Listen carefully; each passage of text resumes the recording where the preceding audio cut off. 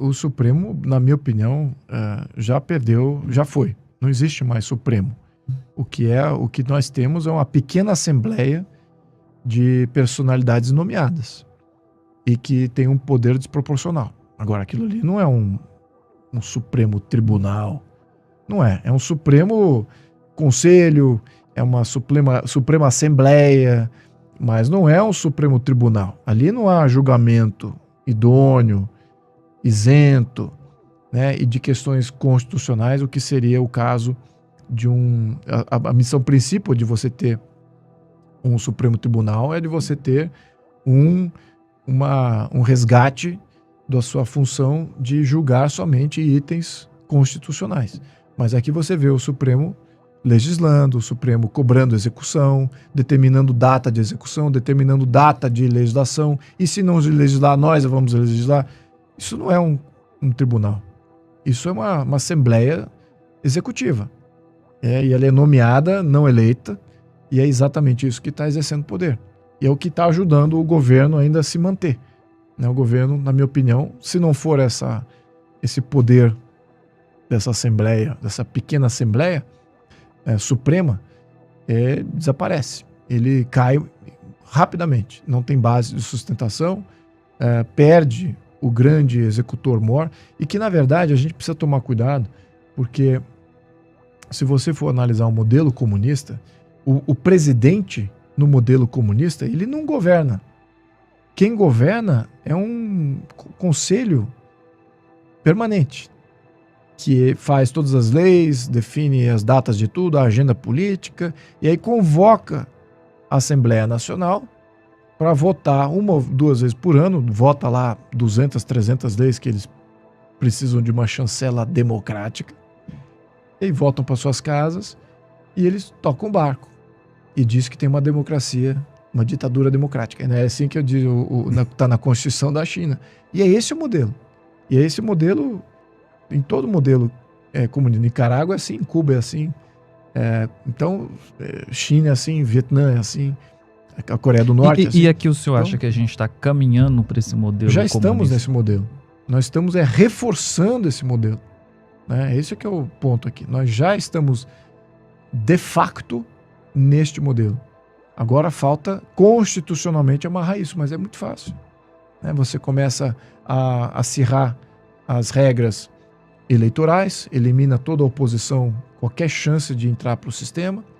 Você precariza a função, você já estatizou os partidos que deveriam ser parte da sociedade, hoje são parte do Estado, parte do jogo político, interesse do Estado. Então você já estatizou os partidos, fora a estatização de todo o resto do Estado de bem-estar social, é tudo do Estado. Saúde, educação, assistencialismo, previdência, é tudo do Estado, o comando deles. A economia também já está altamente regulamentada em praticamente tudo. Você não consegue fazer inovações sem ter uma regra ou uma permissão do Estado. A tributação também já é inibidora de uma série de atividades que eles não gostam, não querem, por razões ideológicas ou de controle. Então, o que você tem na mão? Você tem uma democracia capitalista? Não, muito longe disso. Você está com uma ditadura socialista. Então é isso que é o ponto. Não é nem comunista, só para fazer honra aqui à ideologia comunista. Porque o comunismo não é isso, não. O comunismo é descentralização, é poder nas comunas, não é essa centralização toda. Isso é socialismo, é fascismo. Então, nós já estamos reforçando esse modelo. E agora vem a reforma tributária, que vai tirar toda a capacidade rival política dos estados e municípios. Não, agora vão ter todos que estar na mesma agenda política de Brasília, senão não recebe dinheiro de volta. Porque agora Brasília vai comandar todos os recursos arrecadados.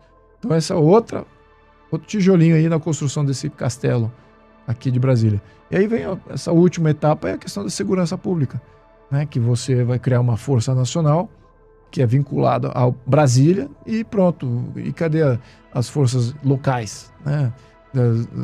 Como é que elas ficam nessa situação? Elas ficam secundarizadas, com menos poder, rivalizadas por esse poder federal de segurança, e você tem todo o poder coercitivo do poder federal. Então isso é a criação de uma ditadura. Então a gente está reforçando o modelo ditatorial a passos largos. As pessoas que não monitoram isso. A opinião pública não monitora a involução do Estado para um Estado ditatorial. Ela olha as pessoas. Ela olha fisiológico. Eu não gosto daquela pessoa, tem mais pessoas boas do que ruins, ou mais pessoas ruins do que boas. Fica olhando só o arco-íris humano. E não estou olhando a questão de infraestrutura de Estado. Esses todos que estão aí podem ser completamente removidos do sistema, todos eles, todos o STF, todos o Congresso Nacional, todos o Executivo, removem-se e colocam-se outros brasileiros lá. E o que acontece? O resultado vai estar muito próximo do que está hoje. Porque o sistema já é um sistema ditatorial, centralizador, concentrador de poder, não transparente, que não separa os poderes devidamente, cria toda sorte de artifício para você driblar o sistema. Então é essa involução de Estado que está me preocupando demais, porque a gente precisa de movimentação política, pública, opinião pública em torno disso. Eu vejo muito foco aí em eleição e botar as pessoas que têm visibilidade política no poder público, e até aí tudo bem, é isso mesmo. Agora, precisamos de uma proposta de revisão desse Estado aí, porque ele já deteriorou para uma ditadura, e quando você deteriora para uma ditadura, é o fim, né? Eu acho que as pessoas podem perceber, né, a extensão desse regime autoritário a partir de que momento, né? Porque num primeiro momento aquilo não chega a elas, porque a prioridade do regime é punir a oposição, é neutralizar a oposição, deletar a oposição da cena política, né? E acaba não se ocupando de estender seus tentáculos ali lá para a população da maneira geral. Quando isso acontece, assim, historicamente, num processo como esse? Quando exatamente o quê? Quando a maioria da população... Puxa vida, não é que estamos mesmo sob uma ditadura, né? Excelente. Infelizmente é quando é tarde demais. Infelizmente. E mesmo quando é tarde demais, se você não gerar consciência política do teu contexto, você perdura essa situação durante décadas. E às vezes você nunca chega a falir por questões de consciência interna e acaba falindo por uma crise gerada pelo próprio sistema. Você autoimplode, né? Ou tem uma interferência externa de algum outro país, alguma outra rivalidade externa que acaba promovendo aí uma abertura do regime. É isso que, por exemplo, aconteceu no leste europeu. Leste europeu, você tem diferentes países ali, você tem Romênia, que era um país comunista pobre, extremamente fechado. Eles nunca adquiriram uma consciência de Estado de Direito, de democracia, de transparência. Então, quem substituiu o Ceausescu foram outros comunistas. Foram os comunistas que estavam antes, só que não era o Ceausescu. Então, só substituiu a cabeça visível. Agora mudou. Não mudou nada. Por isso que nos anos 90 inteiro, durante depois da queda do Ceausescu, a Romênia viveu um período de esfacelação praticamente, virou um Estado fracassado, em que a população não queria nenhum dos dirigentes, mas também não sabia o que queria. Ela não sabia verbalizar e ter a visão do que é um poder, um sistema político moderno. De fato, democrático, capitalista, não comunista. Como é que sai disso? Então o Estado romeno nunca mudou. E aí o que acontece? Faliu, ficaram alternando ali comunistas no poder. E o que tomou conta? Contrabando, todos aqueles que viviam nas sombras, assumiram o poder econômico porque o Estado faliu mesmo, não conseguia prover mais nada, não funcionava, a moeda explodiu de ponto de vista inflacionário, ninguém mais respeitava mais a moeda local, dolarizou tudo. E aí você tem o pessoal que habita lá, mas o governo não representa mais nada. Então, eu diria que recentemente só, dos anos 80 até agora, 30 anos, agora você pode dizer, agora eles têm. Tanto que elegeram agora, acho que o primeiro candidato da direita foi eleito agora, é incrível que pareça. Estamos falando aí 30 anos depois da queda. Então isso é um país que não teve consciência. Agora, teve outros exemplos positivos. Por exemplo, a Hungria, ela tinha uma população mais alfabetizada, mais sofisticada, ela não sofreu esse problema que a Romênia sofreu, porque ela tinha uma população mais politizada. Então, logo na sequência da queda do Muro de Berlim e da abertura dos países, a Hungria foi um dos primeiros a dizer, olha, somos de novo um país aberto. A mesma coisa aconteceu na Tchecoslováquia, né? Foi uma abertura muito mais pacífica. Eu poderia dizer que na Polônia também, mas aí na Polônia foi um movimento de consciência muito grande, né? Que teve até com os sindicatos do trabalhador lá da Polônia, dando essa consciência para a população, falando assim, isso aqui está errado, isso aqui é uma ditadura, temos que sair para um modelo mais democrático, com separação de poder. Então houve um movimento de conscientização. Então aqui eu já dei alguns exemplos para pontuar aqui o Brasil, onde é que ele está nesse espectro. Estamos mais próximos de ser uma Polônia, uma Tchecoslováquia, uma Hungria, ou estamos mais próximos de viver aí décadas de Romênia, em que você elege ali só um fantoche qualquer num estado falido, numa proposta de estado falido, que é ditatorial, mas ninguém mais respeita, e você acaba respeitando o narcotráfico, o contrabando, que é esses que estão provendo sustentação e bem-estar social através de uma economia fluente. Isso é que é o grande problema que a gente está vendo agora. É o ponto de inflexão que nós estamos vivendo. Eu vi recentemente um canal de YouTube chamado 196 Sonhos, muito bom mesmo, adoro. E é o primeiro brasileiro que visitou os 196 países, né, do mundo. É muito interessante. Falar dele. E ele, então, esteve na Romênia recentemente. Na capa do vídeo tinha assim, era o país que odeia comunistas, né? Mas demorou muito para isso. Demorou muito. É impressionante. Exatamente. Demorou uma data. Quer dizer, e é um país que, para se livrar do ditador, o matou, né? Houve inclusive cenas chocantes, transmitidas pela televisão, o casal lá sendo morto. Eu me lembro ter visto isso ao vivo, pelo menos na época que você deve ter visto isso também. Mas ao longo dos anos o processo de conscientização foi muito lento, mas hoje eles não querem ouvir falar de comunistas. Pois é, então, agora você faça uma analogia dessa realidade da Romênia que eu acabei de pontuar dos últimos 30 anos. Quem assumiu o poder eram ditos reformadores do modelo comunista, ditos até da direita, né? Isso apareceu os falsos líderes, que eram nada mais que comunistas travestidos de reformadores durante todo esse período. E o que a gente está vendo agora? A mesma coisa no Brasil. Se você tem um grande problema do Brasil, como eu defino, o modelo político hoje, ele é corrupto e ele é socialista. Esse é o modelo brasileiro, os dois grandes adjetivos que eu usaria para definir o modelo brasileiro. O que estamos vendo é quem defendia o modelo socialista agora está se colocando como sendo um conservador de direita, que vai defender a família brasileira, que é tudo pela segurança e soberania nacional, que vai reduzir impostos. E peraí, mas você estava defendendo o governo socialista até pouco tempo atrás? Então a gente vai confiar em você? Então por isso que a gente está... O sistema ele é tão bruto, e na Romênia aconteceu a mesma coisa. Ele foi tão bruto em criminalizar a oposição que matou todas as lideranças opositoras. Mas matou mesmo. Não é uma questão de fazer exílio político ou prender. É questão de eliminar. E o Ceausescu, que era um psicopata nesse sentido, foi muito efetivo, muito eficaz em erradicar completamente a oposição. E aí ficou esse vácuo em que a população não quer mais os representantes do antigo regime e não há ninguém que de fato representa o novo regime. E aí você cria essas décadas de lodaçal e mediocridade e empurrar com a barriga. E é isso que esse é o risco que nós temos agora, né? Exatamente com essas ações do judiciário, do próprio governo, em solidificando esse modelo e criminalizando todos aqueles que surgem para mudar o modelo. Deputado, mudando um pouco de assunto, me choca a urgência que o Congresso vota e pauta algumas matérias. Me choca mais ainda o resultado.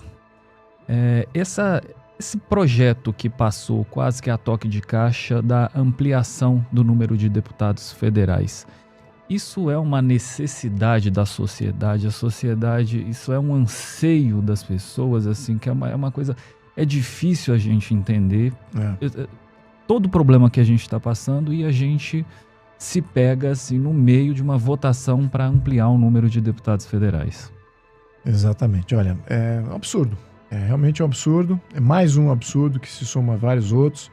Agora, o impacto disso contra São Paulo, na minha opinião, é um impacto negativo ao maior contribuidor do Poder Federal, que é o Estado de São Paulo. É o que mais gera tributos e é o que menos tem representação condizente com o que gera de tributos e ao tamanho da sua população. Então nós temos Número de votos no colégio eleitoral. Número de votos, exatamente. Nós deveríamos ter, no mínimo, o dobro dos representantes. Temos só 70. Deveríamos ter, na minha opinião, deveríamos ter 140, que é o condizente ao volume de população que a gente representa. A gente representa 22%, um pouco mais, 23% da população brasileira, mas temos 13% de representação parlamentar. O São Paulo representa 35% ou mais dos tributos gerados, mas, de novo, só temos 13% dos deputados ali.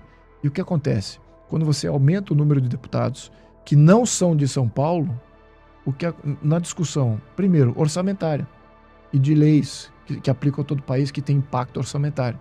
Como é que fica com a maioria? Certamente não São Paulo, em termos de discussão. E quem é que está passando o voto? São muitos estados que venceram, vão ampliar seus deputados, eles não têm a economia com a diversificação que São Paulo tem. Ou eles são monoculturistas ou não tem uma economia sequer. É uma economia muito precária e residual. Então, o que acontece? Eles agora têm efeitos na lei de diretriz orçamentária. Eles vão ter voto proporcional na lei de diretriz orçamentária. Ou seja, São Paulo vai estar financiando sua própria destruição aqui em termos de alocação de recursos através da LDO. Não só isso. Em termos de alocação de emendas parlamentares, que supostamente é igual. Né? Todos os deputados lá têm 30 milhões, 30, 40 milhões, depende do ano, claro. Mas vamos supor 30 milhões.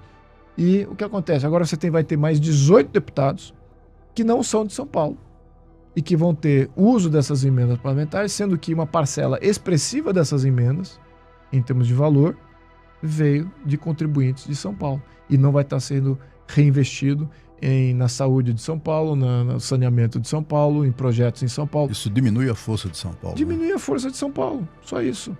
O que já é, em termos políticos, completamente mitigada. E talvez isso seja o sonho do não paulista, de deixar um ganso que produz ovos de ouro sem saber que ele produz ovos de ouro e sem representação qualquer em defender a si próprio. É isso que estamos chegando nesse ponto.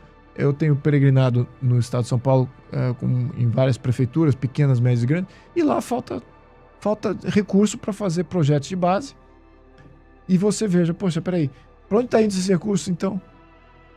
Em termos desproporcionais, está indo para todos esses estados, de fora, especificamente aqui Norte e Nordeste, são os maiores consumidores de recursos de Brasília, e São Paulo é o maior pagador. Isso é importante, deputado, porque a discussão sobre esse assunto se resume ao custo. Exato. Os 18 deputados vão custar mais 65 milhões de reais. Isso não é nada comparado com esses outros efeitos. Isso não é nada comparado nem às viagens internacionais do presidente. Né? Custam muito mais do que 10 vezes mais do que isso. Né? Exatamente. Agora eu queria também, assim, a gente já está se encaminhando para o final, eu queria fazer uma pergunta sobre a situação eleitoral de 2026.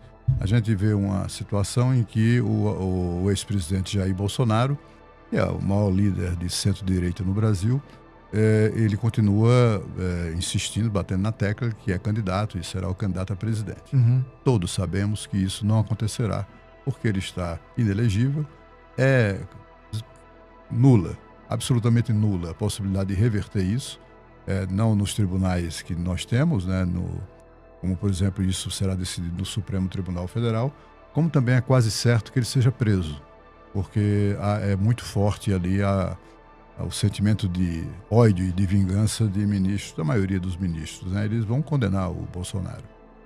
Mas enquanto ele legitimamente insiste que é candidato, na verdade, esse segmento, esse campo conservador está perdendo tempo, né? Porque na medida em que não define uma candidatura, isso pode ser prejudicial mais à frente. Eu queria saber o que é que o senhor pensa disso tudo, né? Se é hora de esse campo conservador lançar uma alternativa, ao menos, se não der Bolsonaro, será fulano, ou não, ou ainda está cedo para definir. Olha, primeiro, eu entendo a sua posição com relação a como é que pensa o judiciário brasileiro e as chances, né, de você reverter isso. Mas eu acredito que é possível reverter. Eu ainda acredito nisso. Eu acredito nessa possibilidade. Não é zero a chance, existe essa chance. Ela pode estar crescente à medida que alguma interferência externa ocorra. Em termos internos, concordo. Se a elegibilidade do presidente Bolsonaro depender das ações do Congresso, já é ponto morto, ou seja, já é ponto pacífico. Agora, se formos contar com externalidades, como o judiciário norte-americano vindo interferir na questão brasileira, ou uma mobilização social no Brasil também vindo interferir nessa questão, aí você começa a abrir uma possibilidade de rever essa questão. Primeiro que eu não vejo justiça nenhuma em condená-lo para absolutamente nada, né? Nem na questão de inelegibilidade quanto da prisão. Eu não vejo nenhuma base para que isso ocorra, pessoalmente falando, e na análise com todos os grupos com quem eu converso. No entanto, eu entendo a motivação e concordo com a motivação do judiciário, que é exatamente isso, de manter ele inelegível e, se possível, até prendê-lo.